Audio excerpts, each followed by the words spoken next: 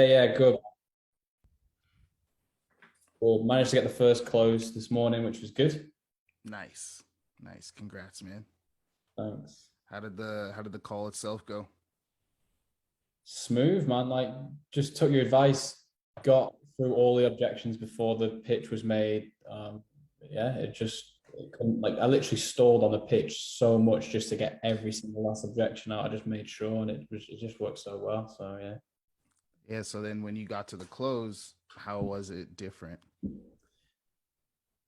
she was just, honestly, she was so negative about so many things. She had such a bad like preconception of like online courses and stuff. She'd been burnt in the past. Hmm. But by the time we got to the payment, she was just like, it's like I thought you weren't going to charge me thousands, and I was like, yeah, but I've got to make money too. And she was just like, let's just do it. Yeah. I was like, There you go. I was like, There you cool. go. Yeah, So man. like Royce took the payment, and yeah, like she had her first call. She was onboarded this morning. She had her first call this afternoon. So she's going, man. It's good. Awesome. So you're getting her those instant results too, huh? Yeah, exactly. Yeah. Nice. Yeah. And that's really going to solidify her purchase because now it's like, there's always that little, oh, did I make a mistake? Did I make the right decision about an hour or two, maybe even a day after? But if she's already hopping on calls same day after Yeah, purchase, and that's a great client because that shows that she's fast to implement, she's fast to get on board and yeah. get started. So she's going to be an awesome client for you. But that's Yeah, yeah, awesome, man. yeah. Congrats. Yeah, I'm happy about it. And then I've had a bunch. To be fair, it's like I've not been having to message as many people, but I've still got some decent calls booked. So I've got quite a promising sales call booked tomorrow, and then I followed up with somebody this morning who I think is going to book a sales call as well. She's been kind of burnt in the past as well. So it's looking like it could be a sick month, to be honest. Yeah, so when you're applying the strategy, you see that you don't have to do like hundreds of outreach to Really, get the volume that you're looking for. It's like 10, 20 people a day. How many yeah. are you doing right now? Mate, not even. I'm not going to lie to you. Not even like just the people that have been joining the group.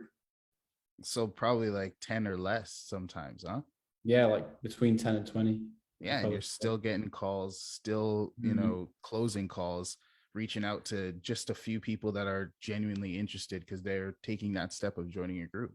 That's awesome, Definitely. man. Yeah.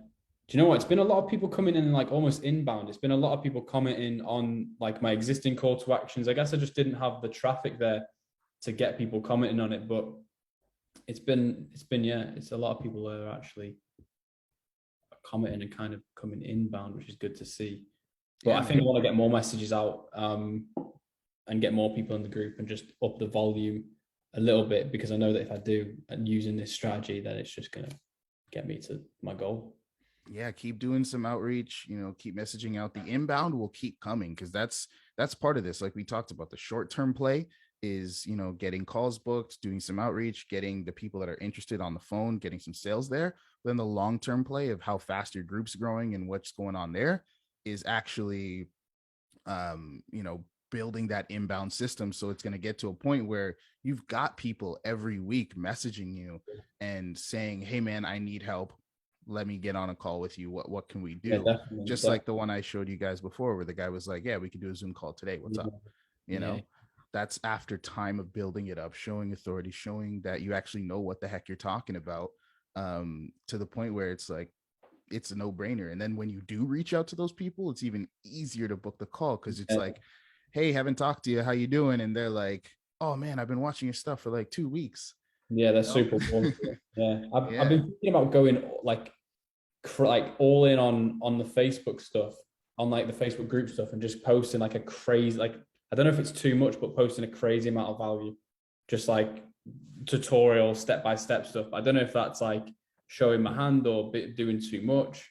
I don't You know. don't have to worry about doing too much and showing too much value. At the end of the day, people are paying, like we talked about last call, people are paying for you and how you can customize that value for their Yeah, specific yeah. situation. So people are still going to jump into your program, No, I do especially believe that. Yeah, especially if people can get results from the value you're posting. Only thing I would say to that is you don't want to post too much on the technical and confuse people. maybe Yeah. you don't want to be looked at as the techie guy. You want to be looked at as the person who can, show them concepts and theories Yeah. and the kind of Yeah. mindset to get results, right? Yeah, to um be fair, that's what I've been doing. I've not been sharing my screen and showing, like methods of outreach on Instagram and that kind of thing. It's more or less been like free slide presentations where I've just been talking about certain elements of the business, or maybe like a whiteboard presentation, that kind of thing. but you still do want to do you can still do those shared screen sessions Yeah, every now and then, yeah, because it's still you want to throw something technical in the mix.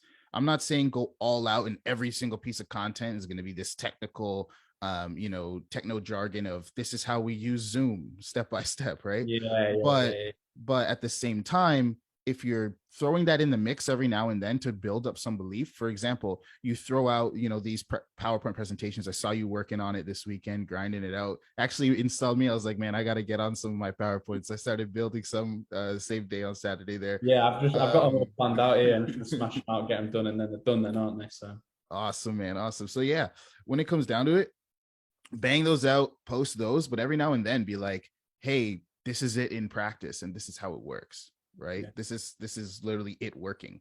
yeah, And I feel like that's going to set you apart from a lot of people that solely focus on the whole overarching mindset and everything like that of how to achieve it, right? I feel like that's valuable, but everyone does that now.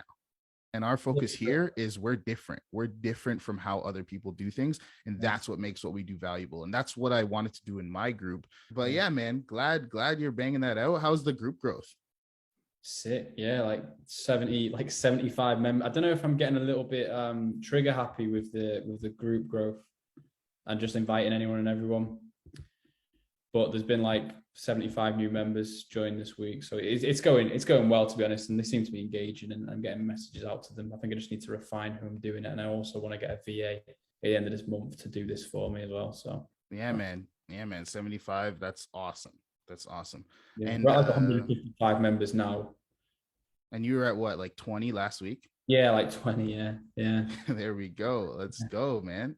Keep building it out. Keep crushing it. I'm like refreshing it every minute of the day. Like, oh, how many is there now? But it's the first thing I check in the morning is my group numbers. Yeah, man.